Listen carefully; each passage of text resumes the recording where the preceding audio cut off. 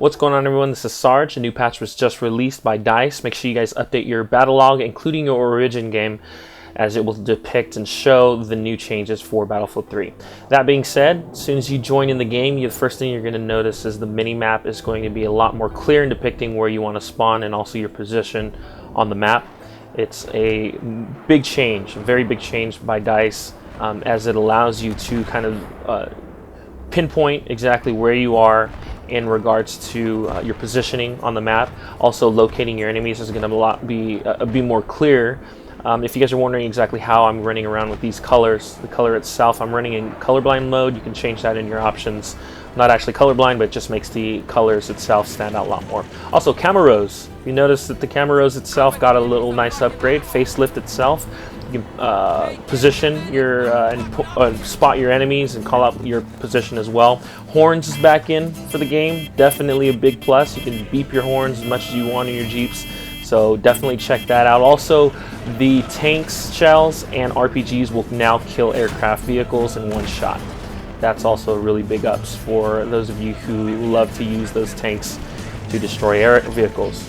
And so RPGs again will also destroy them instantly, and you no longer get the vehicle disable from the pre-patch. So post-patch is definitely a big plus. Weapons and attachment upgrades are going to be a big game changer in this new patch, as a lot of the assault rifles, LMGs, and bolt action sniper rifles, semi-automatic sniper rifles also included, are getting some big changes. As you'll notice, the assault rifles here are going to have a lot more recoil in some weapons. Other weapons are going to have less recoil. So it just depends on the per weapon use in using these weapons. This also goes for both the F2000 AEK. As an example in this video, you'll notice that even though some of the recoil is included, there's going to be a lot or less spread, horizontal spread that is.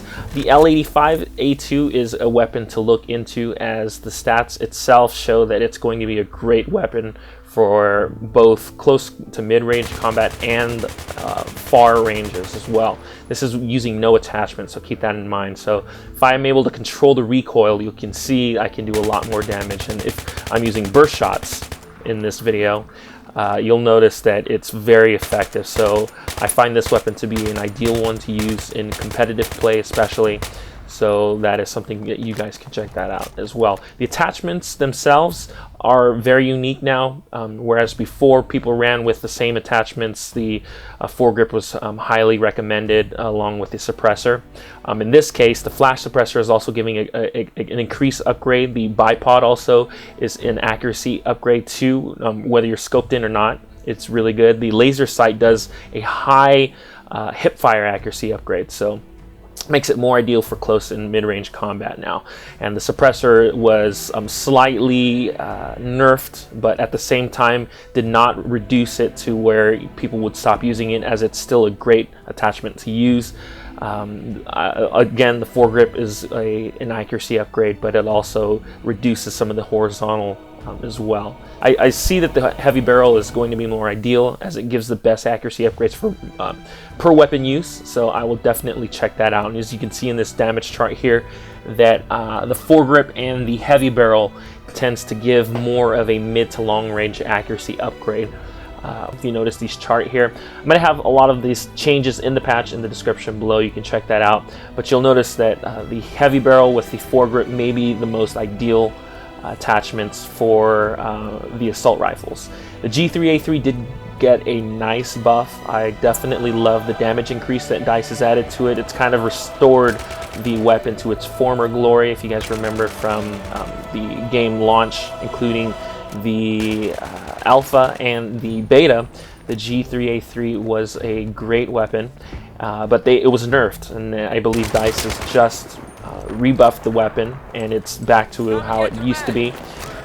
Definitely dangerous weapon up close and mid-range combat, as it will take your targets out relatively quick compared to how it was before. The recoil itself is also slightly reduced, making the weapon an overall great weapon. So these are weapons that I'm showing you guys now here in the description of what I believe are going to be really good weapons. The Scar H did get a nice buff.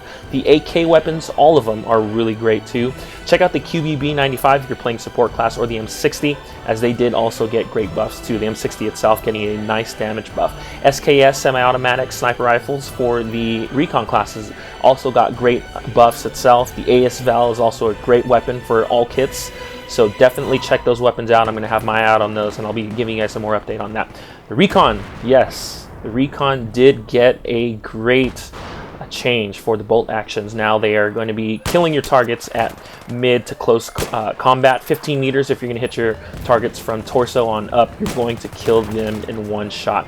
Now you're going to be watching here some gameplay of normal mode, core mode that is. And I'm pulling some really, good shots, and it's taking out my targets just as expected.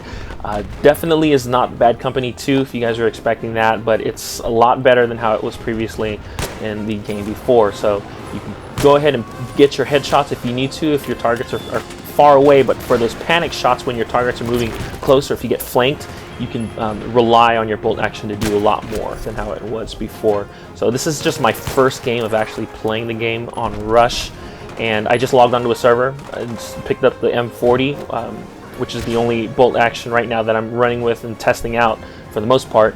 And for the first game itself, I thought I did pretty well. Not expecting to go in and do as good, but for the most part, it's a great change, I believe, for aggressive recons out there who want to play the objective, stay in the front lines, and be effective at the same time. So big ups to DICE for putting this back into Battlefield and giving the aggressive recons their their game back from the previous title. So yeah, so you can see their score there was pretty decent. I like also that the fact that DICE implemented a faster change between primary and secondary, so you can switch to your secondary firearms a lot faster and fire that weapon off. So stay tuned for more updates according to the patch. This was only just a couple hours of playing the game. And also I have some other previous videos if you want to check that out on my channel, where I cover close quarters content, which is the download content by DICE, including some competitive Battlefield 3. You can check out some attacker strategy from the PubStars tournament. So check that out. Subscribe if you want to see some more Battlefield. Until then, I will catch you guys later. My name is Sgt.Enigma. Take care.